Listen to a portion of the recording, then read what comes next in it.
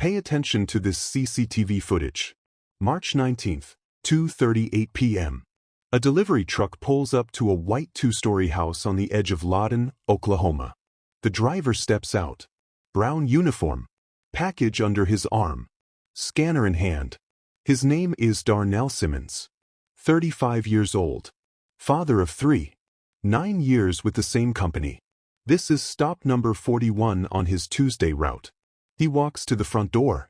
Rings the bell. The door opens. A white man, early 40s, stands in the doorway. He's smiling. Watch this closely.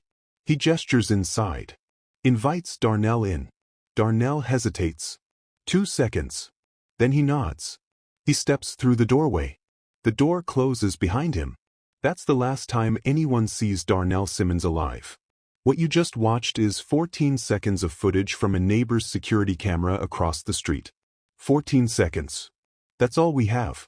In the next few minutes, I'm going to show you what happened after that door closed. The question isn't just what happened to Darnell. The question is, how many times had this man done this before? And when you see what investigators found in an abandoned warehouse 11 days later, you'll understand why this case changed safety protocols for every delivery driver in Oklahoma. Here's what everyone assumed at first. Darnell Simmons, experienced driver, makes a routine stop. Accepts an invitation inside. Robbery goes wrong. Maybe he witnessed something. Maybe the homeowner panicked. Wrong place. Wrong time. Random tragedy. That's what local police believed for the first 72 hours. That's what the news reported. That's what everyone thought. They were wrong. This wasn't random. This wasn't a robbery. And it had nothing to do with what Darnell saw or didn't see. Because the man who opened that door, the man with the smile, the man who offered Darnell coffee on a Tuesday afternoon in March, had been waiting for exactly this moment. His name was Wayne Prescott. 43 years old. Never married. No kids. Worked as a freelance accountant from home. To his neighbors, he was quiet, polite, kept to himself. The kind of man you'd never notice. The kind who waves from his driveway when you pass by. The kind of man who said 4 words that ended a life. Come in for coffee. Before we go further, hit that subscribe button for the last moment. We tell the stories that need answers. Turn on notifications, you won't want to miss what comes next.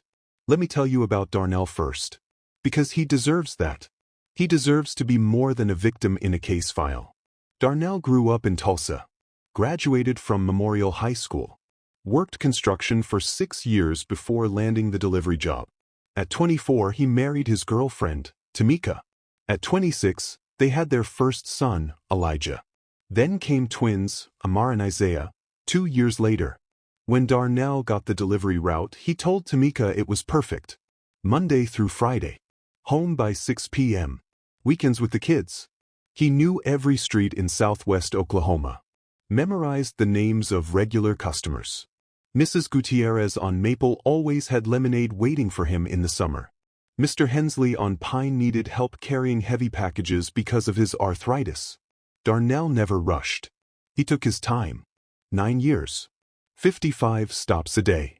5 days a week. This wasn't just a job for Darnell. This was how he built connections. Community. Trust. And on March 19th at 2:38 p.m., that trust killed him. Now let me tell you about Wayne Prescott. But not everything. Not yet. Because what you need to understand first is how someone like Wayne becomes invisible. He bought that house in Lawton 4 years ago. Cash purchase. No mortgage. The previous owners were a young couple relocating to Texas. Wayne kept everything exactly as they left it. Same exterior paint. Same garden. Same American flag on the porch. He attended community events. Not all of them. Just enough to be noticed. He nodded at neighbors. Brought his trash cans in on time. Even donated to the local fire department fundraiser. Twice. Nice guy, neighbors said. Quiet but nice. But here's what none of them knew. Wayne had a room in his basement. Hidden behind a false wall designed to look like storage space. Inside that room were things that would later make an FBI agent with 22 years of experience stop an interview mid-sentence and walk outside. We'll get to that room. But first, remember this. Wayne had been a member of an online group for 7 years. The name doesn't matter. What matters is what they believed. They believed certain people didn't deserve to exist based on the color of their skin. Wayne didn't just believe this. He discussed it. He planned for it. He prepared. The house in Lawton wasn't random. The cash purchase wasn't convenience. The location was chosen because the nearest neighbor was 200 feet away. And delivery trucks came through 3 times per week. The footage from across the street is grainy. Low resolution. Shot from a Ring doorbell 180 feet away. But it shows enough. Darnell's truck enters the frame. He parks in the driveway. Gets out. Package under his arm. Scanner in hand. Standard procedure. He's done this 41 times today already. He walks to the front door. Rings the bell. Waits. 7 seconds pass. The door opens. Wayne appears. Even from this distance, you can see him smile. See him gesture inward. Casual. Friendly. Darnell doesn't move at first. That moment lasts exactly 2 seconds. Then he shifts his weight. Nods. Steps forward. The door closes. 2:38 and 47 seconds p.m. Remember that timestamp. Because in 11 days, investigators will need to calculate exactly how long Darnell Simmons was alive after that door closed. The answer will haunt them. Here's what the cameras didn't capture. Wayne's kitchen. A pot of coffee already brewed. 2 cups already sitting on the counter. The second cup had something in it. Investigators would later identify it as a veterinary sedative. Easy to buy online. Undetectable by taste or smell. Takes effect in 4 to 7 minutes. Wayne knew this because he'd researched it for months. He knew the dosage. He knew the timing. He knew exactly how long he had before Darnell would start feeling dizzy. 5 minutes of conversation. Just enough time to seem normal. Friendly. The kind of person you'd accept coffee from on a hot Tuesday afternoon in Oklahoma. Darnell never made it to his next stop. Stop 42. Mrs. Chin on Willow Street. She'd ordered a birthday gift for her grandson. She waited until 5 p.m. Then she called the delivery company. "Where's my package?" The dispatcher checked the system. Darnell's last scan delivery was at 2:31 p.m. Stop 40. 7 minutes before he arrived at Wayne's house. The package for Wayne was never scanned as delivered. The dispatcher called Darnell's phone. No answer. Called again. Still nothing. At 6:15 p.m., Tamika called the company. Darnell never came home. At 7:30 p.m., she filed a missing person report. At 9 p.m., officers found Darnell's truck parked in the driveway of a white 2-story house on the outskirts of Lawton. The house was dark. No one answered the door. They ran the plates. Wayne Prescott. No criminal record. No warrants. No red flags. They left a note on the door. "Please contact Lawton PD regarding a vehicle on your property." They drove away. Remember that. They drove away. Because at that moment, Darnell Simmons was still alive. He was in a warehouse 14 miles north. And Wayne Prescott was not alone with him. 3 days passed. Wayne didn't contact police. Didn't answer his door. His car was gone. I can tell you that during the trial, the prosecution played 90 seconds of audio with the screen turned away from the jury. 3 jurors had to be excused. Wayne had recorded everything. Not because he was careless. Because he was proud. Because this wasn't the first time. And because he wanted someone to know what they were capable of. During interrogation, Wayne gave investigators 3 names. 3 men who'd been in that warehouse with him. All members of the same online group. All believers in the same ideology. All participants in what Wayne called cleansing operations. Those 3 men were arrested within 48 hours. Their homes were searched. In one home, they found a similar collection of photographs. 23 photos. 6 with red X marks. In another home, they found journals. Detailed entries spanning 4 years. Names, dates, locations. The third man's computer contained communication logs with 14 other members of the group across 6 states. The FBI took over the case. What started as one missing delivery driver in Oklahoma became a federal investigation spanning a decade of activity across the American South and Midwest. Here's what the trial revealed. Wayne had done this before. At least twice. Possibly more. The photos with X marks corresponded to missing person cases that had gone cold. One in Arkansas, 2018. One in Louisiana, 2020. Both black men. Both delivery workers. Both cases where the body was never found. Wayne never confessed to these specifically, but DNA evidence linked him to a vehicle found abandoned in rural Arkansas 3 years ago. A vehicle that belonged to a 32-year-old FedEx driver named Clarence Morton. He disappeared after his last delivery on a Tuesday afternoon in August 2018. Clarence's body has never been recovered. Neither has the body of Jerome Washington, 29, UPS driver from Shreveport. He vanished in November 2020 after his route took him through a rural subdivision 40 miles from the city. His truck was found. His body wasn't. Wayne smiled when these names were mentioned in court. The same smile. Always the same smile. Wayne Prescott was convicted on 14 charges.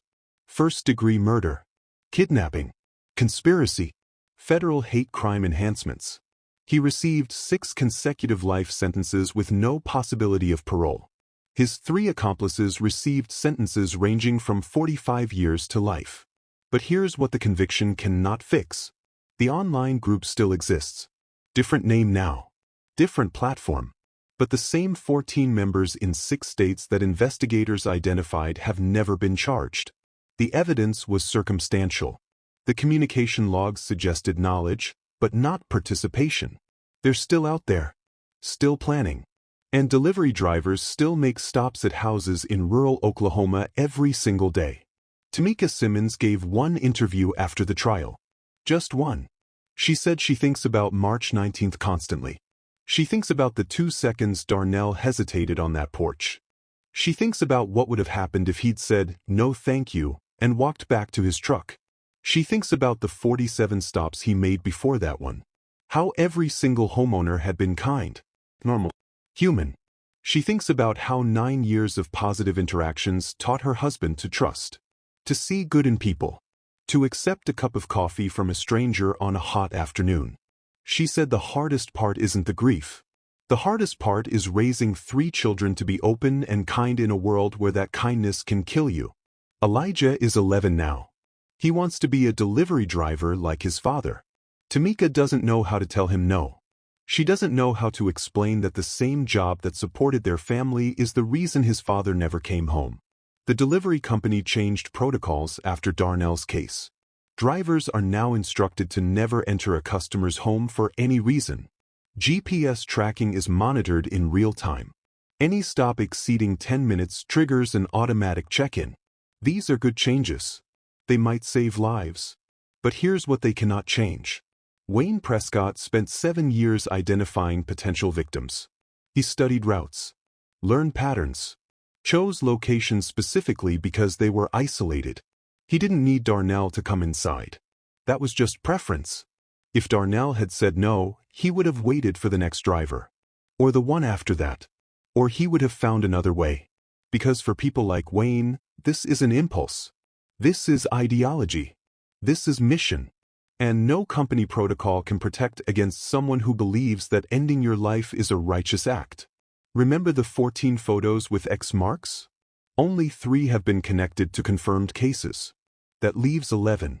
11 men who disappeared over an 8-year period. 11 families still waiting for answers. 11 bodies that might be buried in rural fields or abandoned buildings or places no one will ever think to look. Wayne knows where they are. He hasn't said. His 3 accomplices know some of them. They haven't said either. They have no incentive to talk. They're already serving maximum sentences. What would cooperation give them? Nothing. So they stay silent. And those 11 families stay trapped in an endless present tense. Not knowing. Never knowing. Is he alive somewhere? Is he dead? Will we ever bury him? Will we ever say goodbye?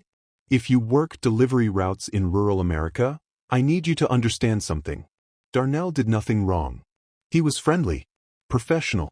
He trusted his instincts. And his instincts said, this man is safe. Because every signal pointed that way. Clean house. American flag. Friendly smile. Coffee on the counter. Nothing about Wayne Prescott suggested danger. That was the entire point. He'd spent years perfecting the appearance of normal. And he's not the only one. The FBI investigation identified 14 other members of groups with similar ideologies who have expressed intent to target delivery workers specifically. They see the uniform as both symbol and opportunity. The truck arrives alone. The driver approaches alone. No witnesses. No backup. Just trust. Darnell's route number was retired after his death. No other driver will ever make those 55 stops in that sequence again. His truck was decommissioned. His locker at the distribution center was turned into a memorial. Photos and cards from customers who remembered him. Mrs. Gutierrez still makes lemonade every summer. She leaves it on her porch in case a delivery driver needs it. She says it helps her feel like Darnell is still out there somewhere. Finishing his route. This is what happened to Darnell Simmons. This is what 14 seconds of CCTV captured. This is what a cup of coffee offered by a smiling man cost a family. If you've ever accepted a drink from a stranger, if you've ever stepped inside a home because someone seemed nice, if you've ever trusted your instincts about a person you didn't know, remember this. Wayne Prescott seemed nice too. And somewhere right now, someone just like him is smiling at a delivery driver, standing on their porch, asking themselves, should I go inside? The answer should always be no. But Darnell said yes. Because he was kind. Because he was trusting. Because 9 years of experience told him people are mostly good. He was right about that. Most people are good. But it only takes one who isn't. One smile. One cup of coffee. One moment of trust. And then 11 days in a warehouse with men who believe you don't deserve to exist. Share this video. Tell people about Darnell. Because the protocol changes and the GPS tracking and the company memos cannot do what awareness can. They cannot make someone pause before they step through that door. Only stories like this one can do that. Darnell deserved better. His family deserves answers. And every delivery driver in America deserves to come home. This is the last moment. We tell the stories that need to be heard. Subscribe so you never miss a case. Hit the bell icon. And stay safe out there. Rest in peace, Darnell Simmons.